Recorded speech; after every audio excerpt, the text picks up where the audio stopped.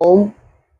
आज हम सिरोही जिले के फूलाबाई खेड़ा गांव से यात्रा के रूप में आए हैं पुष्कर राज धाम पर। आबू पर्वत की ये अरावली पर्वत की ये छोटी छोटी घाटियां, जिनमें बहते हुए झरने और प्राकृतिक दृश्य कितना सुंदर है, देख लेते ही मन जो है मोहित हो जाता है। हमारे साथ में आर्यवीर दल के दशरथ सिंह जी और हमारे साथ धन्नाराम जी और एक ब्रह्मचारी हैं जो आबू पर्वत से शास्त्री करके आए हैं, और फूलाबाई खेड़ा के सरपंच वो हमारे साथ हैं। हम सब यहाँ इन अरावली पर्वत माला में आकर एक रमणीक स्थान को देखने के लिए आए हैं। परमात्मा की ये प्यारी सी छटा देखते ही बनती है। वो सौभाग्यशाली होते हैं जो साहस करके यहाँ तक पहुँचते हैं और इन पहाड़ियों में, इन बड़ी बड़ी शिलाओं में, शिलाखंडों में आकर झरनों को देखते हैं और पर्वत की छटाओं को देखते हैं। यहाँ अनेक जीव जंतु हैं, भालू हैं, यहाँ चीता है और अनेक प्रकार के वन्य जीव हैं। वो देखते ही बनते हैं। जिस किसी को यहाँ कभी आना हो तो जरूर यहाँ पर्वतराज पर जरूर आएं और आकर अपने मन को मोहित करने वाला यह दृश्य देखें। आबूराज पर्वत श्रृंखलाओं में एक बहुत बड़ा तीर्थ स्थान है। यहाँ संत महात्मा गुफाओं में रहकर तपस्या करते हैं, वही स्थान है यहाँ। हम चलते चलते अभी तो आधे स्थान पर पहुँचे हैं, अभी तो बहुत ऊंची जगह तक और जाना है। हम सब साथी अब आगे बढ़ते हैं और अपने साहस को बरकरार रखे परमात्मा, हम आगे बढ़ते रहें और आप सब वीडियो को देखते रहें। आगे भी और अन्य ऐसे रमणीक स्थानों के हम वीडियो डालेंगे। आप सब लोग सौभाग्यवान बने और कभी आना हो तो जरूर यहाँ पर आकर आबूराज के दर्शन करें, पुष्कर राज के दर्शन करें। ओम शांति। ये देखिए, अभी बहुत ही गहरे पानी से हम लोग गुजर रहे हैं स्वामी जी के साथ में। ये देखिए, बहुत ही शानदार लोकेशन।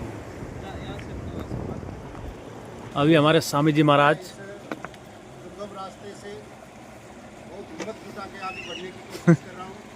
ये बहता हुआ झरना, ये विशाल का जो दिख रहे हैं बड़े बड़े शिलाखंड, और नीचे की ओर जाने की हिम्मत जुटा रहा हूँ।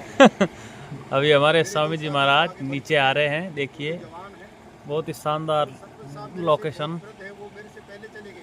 वो ब्रह्मचारी मेरे पीछे है, वो मेरा संरक्षण प्राप्त करेगा, वो मुझे संभाल कर रखेगा। हम दोनों मिलकर चलेंगे। हाँ, आ जाओ। जगह है, अब हम कोशिश करते हैं आगे बढ़ने की। परमात्मा हमको शक्ति दे, सामर्थ्य दे। आप देख रहे हैं ये देखिए, रास्ता है, बैठ बैठ के रास्ता पार किया जा रहा है। चिकने चिकने पत्थर हैं, बहुत ही चला जा रहा है। जटिल रास्ता है। स्वामी जी महाराज रास्ता है, लेकिन आगे जो रास्ता पार करते हुए।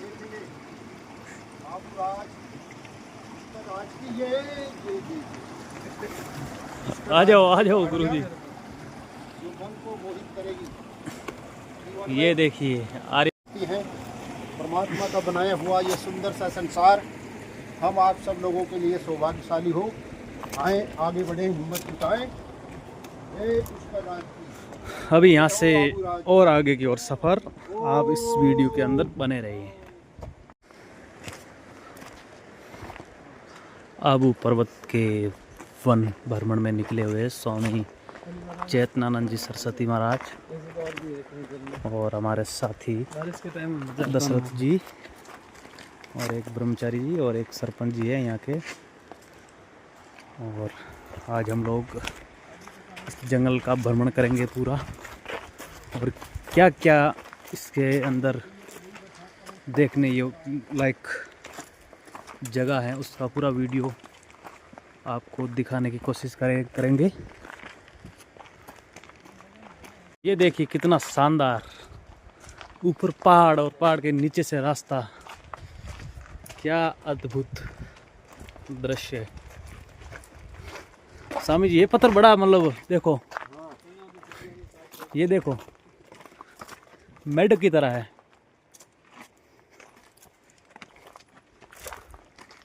ये सब परमात्मा की लीला है। ये देखो ऊपर ये ऊपर क्या देखो, बनाया है परमात्मा ने।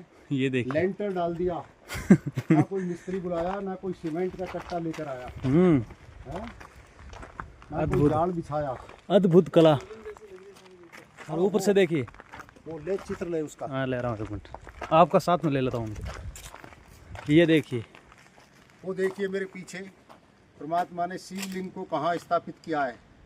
लोग छोटे छोटे मंदिर बनाते हैं, छोटे छोटे शिवलिंग बनाते हैं, उन्हीं की पूजा में मस्त रहते हैं। सीमेंट के शिवलिंग। और परमात्मा ने देखो प्राकृतिक शिवलिंग बनाया है। हम्म, बरसात के दिनों में यहाँ बहुत लोग आते हैं, अमरनाथ की यात्रा में जाएं बर्फ का शिवलिंग देखने के लिए, लेकिन यहाँ देखिए आबू पूरा पर्वत। का पूरा आबू राज में पुष्कर राज के यहाँ शिवलिंग बनाया हुआ है। देखिए उसे ऊपर से प्राकृतिक छटाएं हैं। वो प्यारा प्रभु परमात्मा जिसकी लीला, जिसकी अपरंपार। रचना अनुपम है, देखने योग्य हैं, सराहनीय हैं। ये देखो बाबा यहाँ एक बनाए हुए शिवलिंग को यहाँ पुष्प चढ़ाए हुए हैं, वहाँ नमन कर रहे हैं। सरपंच जी। प्यारे प्रभु परमात्मा की रचना रास्ता था ना, जी। ऐसे नीचे हो गए, यहाँ से ऊपर चढ़ने लगे। सीढ़ियाँ बाद में थोड़ी चट्टान काट के हाँ यहाँ से आना पड़ता था इधर से। दशरथ जी भाई साहब ने आज पूरे जंगल का भ्रमण करवा दिया। ये देखिए, ये चट्टान को देखिए आप।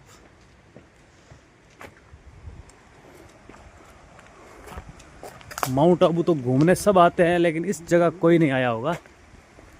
अगर घूमना ही है तो फिर इस जंगल में आके घूमो, उधर तो कुछ नहीं है।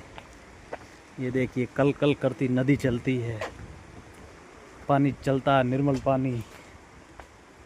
ये चलता ही रहता है 12 महीना।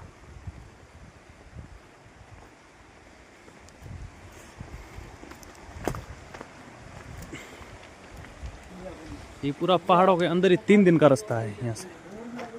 ये देखिए, ये नदी का है नज़ारा पूरा।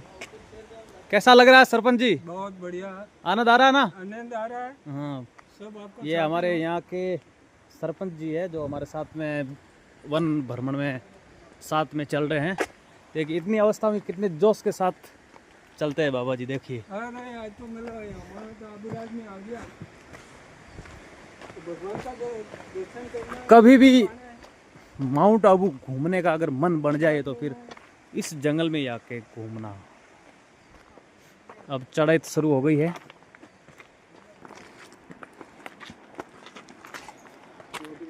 ये देखिए, इतनी पर्वत इस दुर्गम इलाके में। ये देखिए, किसान आ गया हमारे सामने। किसान भाई, ये मारेगी तो नहीं? दूर जाना पड़ेगा थोड़ा। देखिए, ये लोग इनका जंगल में ही रहना है, जंगल में ही अपना जीवन यापन कर रहे हैं। इतनी चट्टान पे बढ़त है ये। बैल बैल बैल वाला मिल गया था बाबा जी। ऊपर तक ले। अकेले जाके साथ मिलता देखिए आज यहाँ से मिलता है, अच्छा, और मिलते हैं, और इनको थोड़ा थोड़ा करके फिर वहाँ पानी जाता है। देखिए आज स्वामी जी महाराज जी ने वन भ्रमण करने का मन बना लिया है। हमारे साथ चलते हैं, सबसे आगे चलते हैं। देखिए, जोश और जुनून के साथ।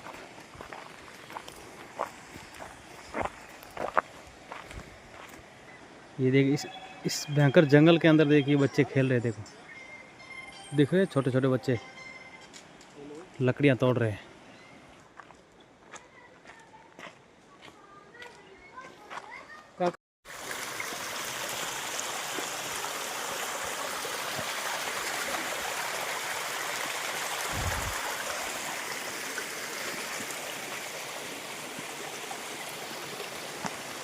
यहाँ कंस्ट्रक्शन का काम भी चल रहा है।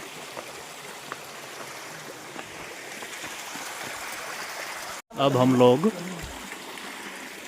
फाइनल जहाँ पहुँचना था वहाँ पहुँच गए।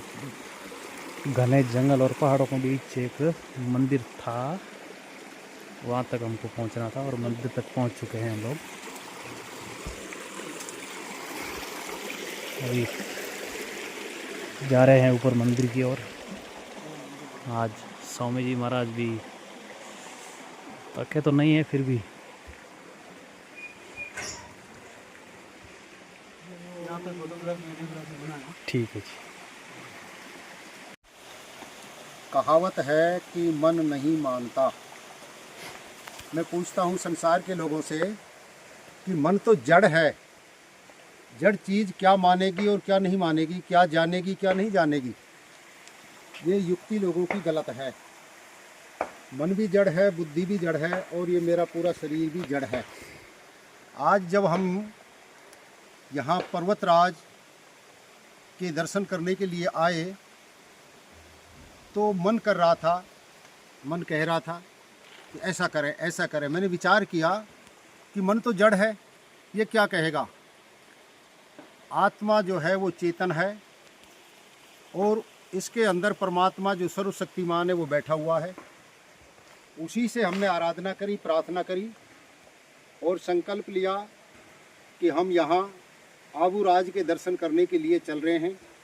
परमात्मा हमें शक्ति देना, सामर्थ्य देना।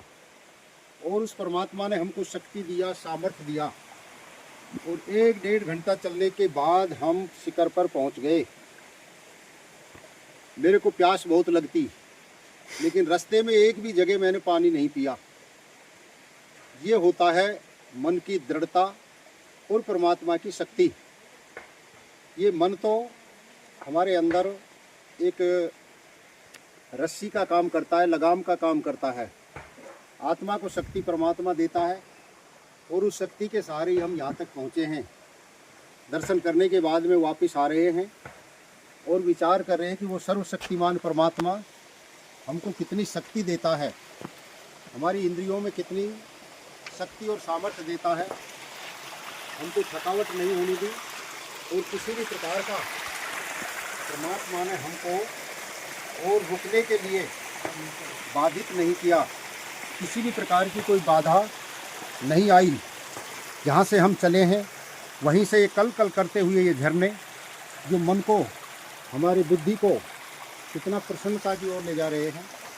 आए विचार करें, हम आत्मसात परमात्मा के यहाँ कण कण में निवास को देख रहे हैं। इस प्यारे प्रभु परमात्मा ने, हम विचार करें कितनी कितनी ऊंची ये चोटियाँ बनाई हैं, हरी भरी बनाई हैं। झरने बह रहे हैं, पानी निकल रहा है, धाराएं बह रही हैं और लोगों ने कितने पुरुषार्थ से, कितने परिश्रम से, कितनी त्याग से, कितनी तपस्या से ये कठिन रास्ते सुगम बनाए हैं आने जाने के लिए। ऐसा हमारा ये प्यारे प्रभु परमात्मा हम चेतनानंद को, मुझ चेतनानंद को उस ब्रह्मानंद ने आनंदित कर दिया और यहाँ आने के लिए हमें खुशी खुशी ऊपर तक पहुँचने का हमें साहस दिया, सामर्थ्य दिया। कई जगह तो इतनी जटिल समस्याएं थी कि इनमें से कैसे निकलेंगे, लेकिन बिल्कुल कोई परेशानी नहीं आई और हम निकलते गए, आगे बढ़ते गए। आना पड़ेगा। ठीक है जी। तो काम चालू है ना, इधर से फिसलने जैसा है। ये मामला तो बड़ा टेढ़ा है। हो जाएगा सामने। या पैर जमाते हुए पहले एक बार पैर जमाओ। चलो, परमात्मा शक्ति देगा, सामर्थ्य देगा। यहाँ रुक के जब इधर से यहाँ पैर देके आराम से स्वामी जी, कहीं फिसल ना जाए। वो थोड़ा एक बार पैर जमा के फिर आगे पैर। पानी का मामला है कि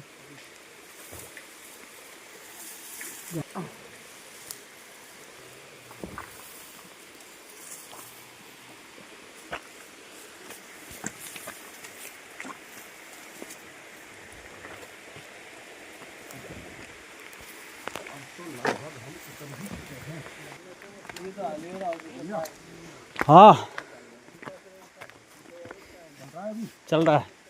बोलते जाओ आप, बोलते जाओ आप। कितनी रमणीकता है, कितनी सुंदरता है।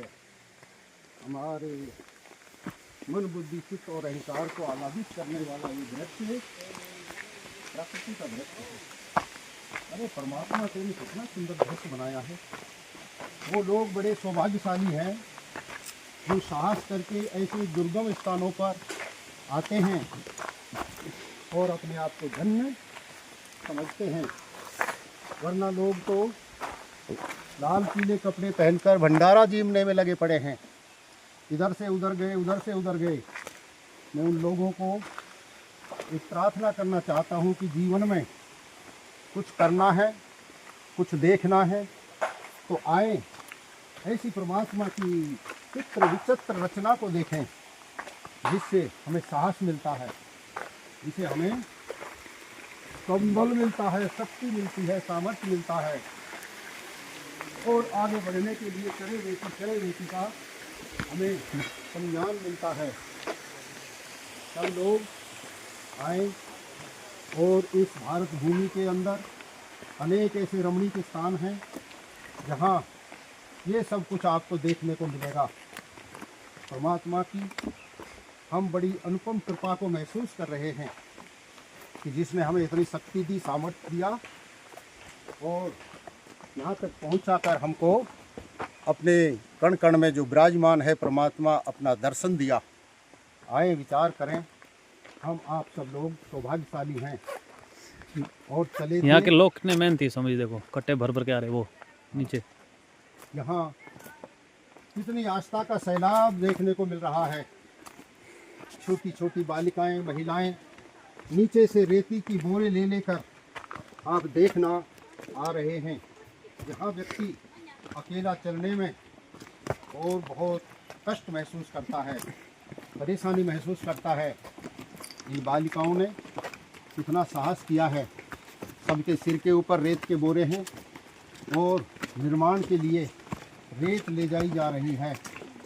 इनके जीवन को धन्य है, इनके माता पिता को भी धन्य है, इनकी शक्ति और सामर्थ्य को भी धन्यवाद देते हैं कि ऐसे स्थानों को और सुगम बनाने के लिए जो निर्माण कार्य चल रहा है उसमें ये अपना सहयोग कर रहे हैं, अपने परिश्रम से, अपने पुरुषार्थ से, अपनी हिम्मत से, और ये इन स्थानों को अच्छा बना रहे हैं।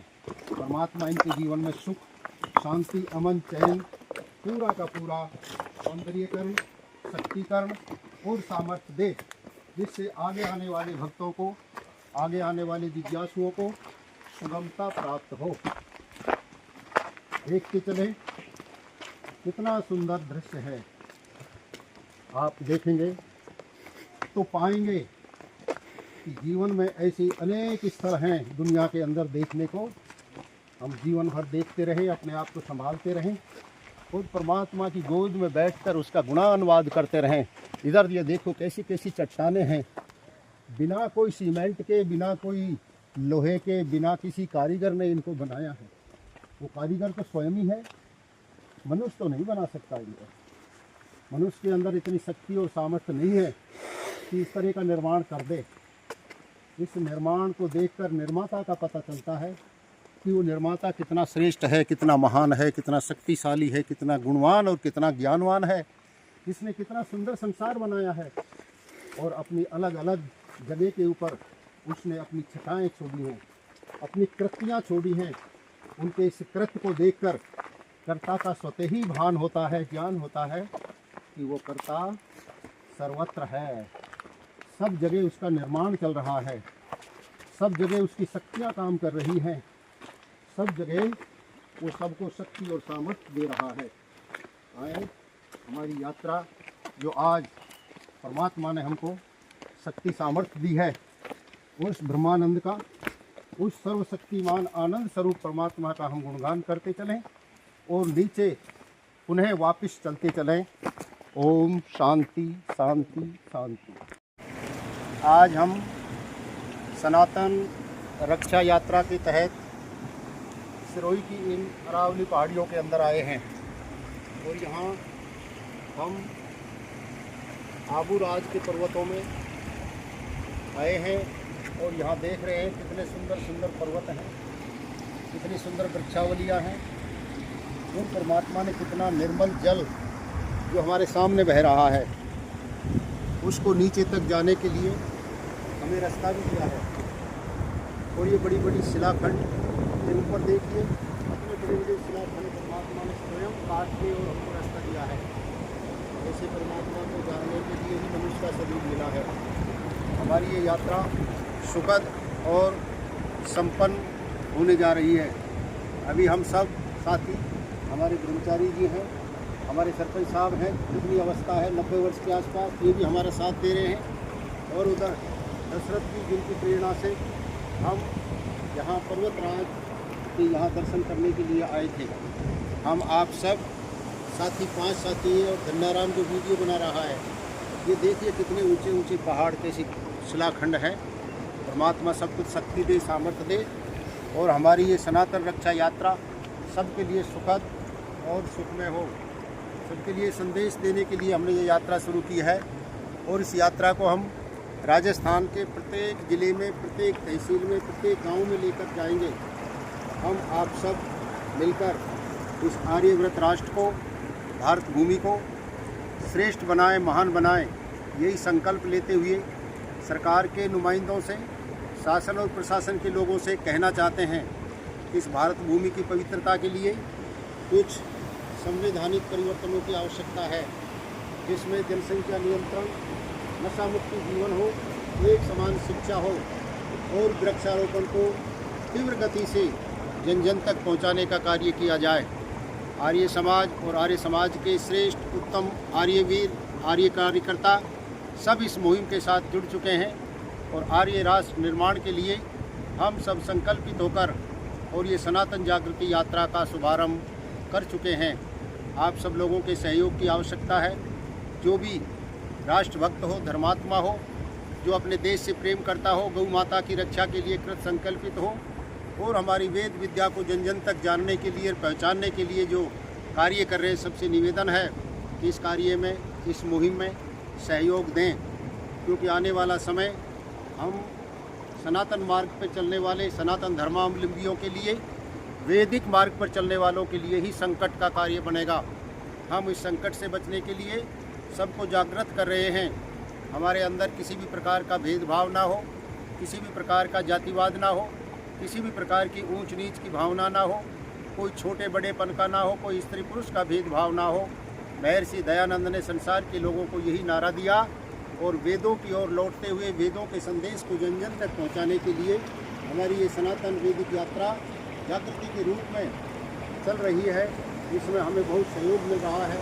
विद्यालयों के अंदर, गाँव वाड़ियों के अंदर, मोहल्लों के अंदर सब लोग इस यात्रा का बहुत ही अच्छे तरीके से स्वागत कर रहे हैं। आए मिलकर हम सब आर्य राष्ट्र बनाएंगे, दुनिया को बचाएंगे, वैदिक राष्ट्र बनाएंगे, संसार को सुख में बनाएंगे।